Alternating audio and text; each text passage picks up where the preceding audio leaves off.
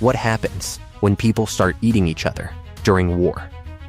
In 1941, during World War II, one of the largest cities in Europe became the center of a different kind of battle. Leningrad was not attacked to be captured quickly. It was surrounded to be broken slowly. Enemy forces moved into position around the city, cutting off every road, every railway, every supply line. Heavy artillery was placed along the outer edges. Military units sealed the perimeter. This was not preparation for a fast invasion. This was a long-term operation. The objective was clear: hold the line and let the city collapse from within. The siege began, and with it, a new kind of war. Outside the city, German forces maintained constant pressure. They didn't rush forward. They didn't waste resources on direct assault.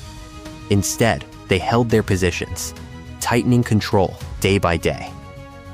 Strategic bombardments targeted key locations, transport routes, supply points, communication lines. Enough to weaken the city, but not enough to destroy it completely, because destruction was not the goal. Control was. Inside Leningrad, Soviet military command prepared for defense. Trenches were dug. Defensive lines were established. Soldiers were positioned around the city's edges, ready to stop any direct breakthrough. But they understood the situation. This was not a battle they could win quickly. This was a war of endurance. At first, the city remained active. Civilians continued working. Factories kept running. Military production did not stop. Weapons were still being built, even as the city was being cut off. There was fear, but also determination. Many believed the siege would be broken soon, that reinforcements would arrive, that this was temporary. But outside, the enemy was not moving. They were waiting. And that waiting was part of the attack. Days passed. Then, weeks. And the blockade tightened. No supplies entered the city. No food shipments arrived.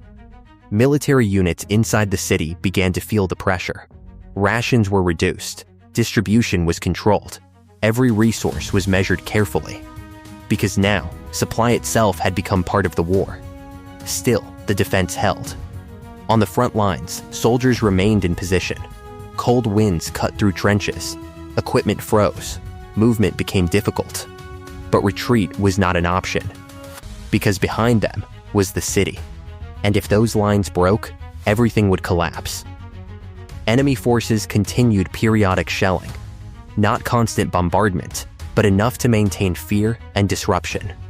Buildings were damaged. Infrastructure weakened. Movement became dangerous. Civilians were no longer just dealing with shortages. They were living under active war conditions. And still, no full invasion came. Because the plan was working. Inside the city, the effects began to show. Food supplies started disappearing. Rationing became stricter. Civilians stood in long lines, waiting for small portions. Bread became the primary source of survival. But even that changed. It was no longer real bread. It was stretched, mixed, reduced to something that could barely sustain life. The war had entered a new phase, not outside, but inside. Weeks turned into months, and the siege did not break. Military attempts to push back from outside failed repeatedly. Every effort to open a corridor was met with resistance. The enemy held its position. The blockade remained intact. Then winter arrived, and the battlefield changed completely. Temperatures dropped to extreme levels. Equipment stopped functioning properly. Fuel became scarce. Soldiers on the front lines struggled to maintain their positions. Civilians inside the city faced conditions even worse. There was no heating, no electricity, no relief. The cold became another weapon in the war. And still, the siege continued. Inside the city, movement slowed. People grew weaker. Food was nearly gone. Soldiers and civilians were no longer separate in their struggle. Hunger affected everyone. Strength faded. Reaction slowed. And yet, military command continued to operate. Orders were still given. Positions were still held. Because surrender was not an option. The city was still fighting. Factories continued working under impossible conditions. Weapons were still produced. Supplies were still distributed, even if they were barely enough. This was no longer a war of weapons alone. This was a war of endurance. Months passed, and the situation inside grew worse. Animals disappeared from the streets. Anything that could be consumed was consumed. The definition of food changed completely. It was no longer about nourishment. It was about survival, one more day. And then, something changed. People started to disappear. Not from shelling, not from combat, but quietly, slowly, without explanation. At first, it went unnoticed. There was too much happening, too much pressure. But over time, the pattern became clear. Something inside the city was breaking. Trust began to collapse. Civilians stayed inside. Doors remained locked. Fear spread, not from the enemy outside, but from something inside the city that no one wanted to talk about. Outside, the war continued. Inside, it was changing. And what happened next was not part of any battle. What happens when a siege turns into a battlefield on both sides of the city walls? Outside Leningrad, the war never stopped. Enemy forces held their positions, tightening the ring around the city. Artillery units continued controlled bombardments, targeting supply routes, storage points, and movement corridors. This was not random destruction. This was strategy. Every strike was meant to weaken resistance without forcing a full-scale invasion. The objective remained the same: keep the city trapped and let time finish the job. Inside, military command shifted focus. This was no longer just defense against an external army. It was defense against collapse. Orders were issued to maintain strict control. Patrol units increased across the city. Movement was monitored. Curfews were enforced. Security tightened. Because now, control itself had become part of the war effort. On the front lines, Soviet soldiers continued holding defensive positions. Trenches remained active. Sniper units were deployed. Small-scale engagements continued along the perimeter. Enemy advances were resisted at every point. Even with limited supplies, even under extreme cold, the line did not break. Because if the line broke, the city would fall immediately. At the same time, military operations outside the city intensified. Soviet forces launched repeated attempts to break the blockade. Offensives pushed toward enemy positions. Heavy fighting took place beyond the city limits. Snow-covered ground became a battlefield. Progress was slow. Every advance was costly.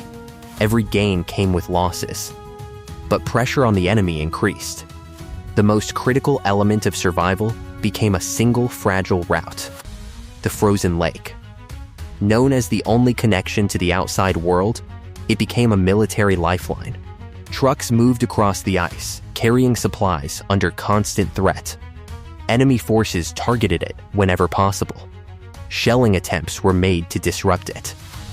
But the route remained active. Food, ammunition, and limited resources entered the city. Civilians were evacuated in small numbers. Not enough to solve the crisis, but enough to keep the city alive.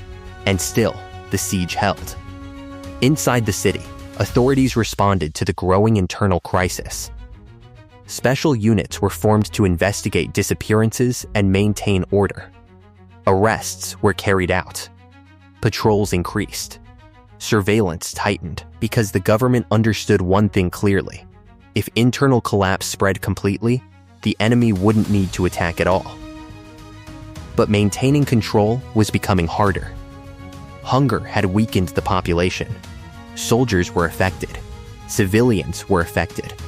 Even those responsible for maintaining order struggled. The war had reached a point where strength was no longer reliable. Endurance became everything, and yet the resistance continued. Factories inside Leningrad remained operational. Weapons were still produced. Ammunition was still supplied to the front lines. Even under starvation, even under freezing conditions, production did not stop completely. This was not normal war production. This was survival production. Then came one of the strongest moments of defiance. A full symphony was performed inside the city, not for celebration, not for comfort, but as a signal, broadcast across the city and beyond. A message to the enemy that Leningrad was still standing, still resisting, still refusing to fall. In the middle of siege warfare, in the middle of collapse, the city answered with sound. Outside, the situation began to shift. Soviet forces increased pressure on enemy lines. Coordinated offensives targeted weak points in the blockade. Step by step, the grip around the city began to loosen. Not quickly, not easily, but noticeably. The enemy's strategy was starting to weaken. Time, which had once been their strongest weapon, began to turn against them. Supply routes improved slightly. Movement became possible in limited areas. Reinforcements increased. The balance slowly shifted. And after 872 days, the siege began to break. Enemy forces were pushed back. The blockade weakened. The city survived. But survival did not mean victory, because what remained was a city changed by a different kind of war. This was not just a battle of armies. This was a war where hunger replaced bullets, where time replaced direct attack, where pressure replaced invasion. And in that war, the line between soldier and civilian disappeared. Everyone was part of the battlefield, and not everyone made it through.